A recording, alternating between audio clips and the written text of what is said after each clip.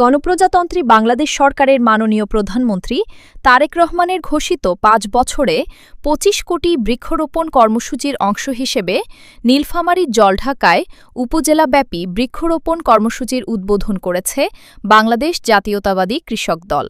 শনিবার বিকেলে বাংলাদেশ জাতীয়তাবাদী কৃষক দলের কেন্দ্রীয় সংসদের নির্দেশক্রমে উপজেলার আলহাজ মোবারক হোসেন অনির্বাণ বিদ্যাতীর্থ উচ্চ বিদ্যালয় চত্বরে এ কর্মসূচির আনুষ্ঠানিক উদ্বোধন করা হয়। অনুষ্ঠানে প্রধান অতিথি হিসেবে উপস্থিত ছিলেন বাংলাদেশ জাতীয়তাবাদী কৃষক দলের রংপুর বিভাগীয় সাংগঠনিক সম্পাদক ইনসান আলম আক্কাস। এ সময় জেলা কৃষক দলের নেতৃবৃন্দসহ উপজেলা কৃষক দলের বিভিন্ন পর্যায়ের নেতাকর্মী উপস্থিত ছিলেন। কর্মসূচির আওতায় পরিবেশের ভারসাম্য রক্ষা, জলবায়ু পরিবর্তনের বিরূপ প্রভাব মোকাবিলা এবং একটি সবুজ বাংলাদেশ গড়ে তোলার লক্ষ্যে বিভিন্ন প্রজাতির ফলজ, বনজ ও ঔষধি গাছের চারা রোপণ করা হয়। আয়োজকরা জানান, শুধু গাছ লাগানো নয়, রোপণ করা চারাগুলোর যথাযথ পরিচর্যা ও সংরক্ষণ নিশ্চিত করতেও সমান গুরুত্ব দেওয়া হবে। পাশাপাশি পরিবেশ রক্ষায় সমাজের সর্বস্তরের মানুষকে বৃক্ষরোপণ কর্মসূচিতে অংশ নেওয়ার আহ্বান জানানো হয়।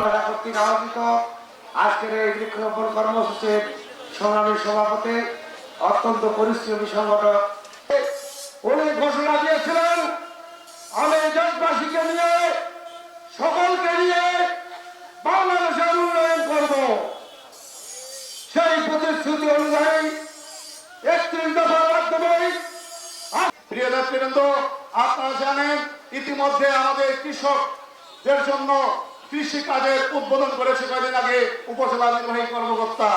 আমি বলতে চাই, আপনারা জানেন বিএনপি সরকার যা বলে তাই করে। আমরা দেখেছি একটি দলের প্রধান, উনি বলেছিলেন নির্বাচনের সময় রাক্তর ফ্যামিলি কার্ড, রাক্তর অমুক, কিন্তু আমরা কি বাস্তবে কি দেখছি? তারা এই ফ্যামিলি কার্ডের বিরুদ্ধে করেছে। তারা কোনোভাবে চায় নাই তারেক রহমানের বিএনপি ক্ষমতায় আসুক, তারেক রহমান প্রধানমন্ত্রী হোক। তারা মনে করেছিল যে ডক্টর ইউনূসের সাথে তারা আঘাত করে বহির্বিশ্বে সেম মেনটেন করে তারা ক্ষমতায় আসবে। কিন্তু বাংলাদেশের মানুষ ওই জিয়াউর রহমানের ছেলেকে ক্ষমতায় এনেছে। ইনশাআল্লাহ তারেক রহমানের প্রত্যেকটি কথার সাথে কাজের আপনারা মিল পাবেন।